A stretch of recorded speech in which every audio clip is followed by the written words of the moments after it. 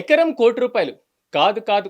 ఎకరం 10 కోట్లు. అరే అస్సలు కాదు. ఎకరం 100 కోట్లు. ఇది కూడా మీరు విన్నారు కదా. దీంట్లో కొత్తేముంది. కానీ ఇక్కడ ఎకరం 834 కోట్లు. ప్రపంచంలోనే ఎకరం 834 కోట్లు పెట్టి ఎవరైనా కొంటారా అంటే ఖచ్చితంగా ఇది ముంబైలో జరిగింది. ప్రపంచంలో ఉన్నటువంటి కుబేరులు అత్యంత ధనవంతులు అనుకుంటే మీరు పప్పులో కాలేసినట్లు. కానీ ఇక్కడ కొన్నది రిజర్వ్ బ్యాంక్ ఆఫ్ ఇండియా. అమ్మింది ముంబైకి సంబంధించినటువంటి మెట్రో డెవలప్మెంట్ కార్పొరేషన్. ఎందుకు దీనికి సంబంధించి ఇంత పెద్ద లావాదేవీ డీల్ జరిగింది అంటే ఇక్కడ దాదాపు 834 కోట్ల రూపాయలు పెట్టి 4 ఎకరాలని రిజర్వ్ బ్యాంక్ ఆఫ్ ఇండియా కొనడం జరిగింది. ముంబైలోని సచివాలయం, ముంబైలో ఉన్నటువంటి హైకోర్టు సమీపంలో ఈ ల్యాండ్ కొన్నది ఆర్బీఐ. ఆర్బీఐకి సంబంధించినటువంటి కొత్త ఆఫీస్ ని ఇక్కడ కట్టాలని ఆర్బీఐ భావిస్తుంది. ఈ 2025లో జరిగినటువంటి అతి పెద్ద డీల్ ఈ డీల్ మాత్రమే.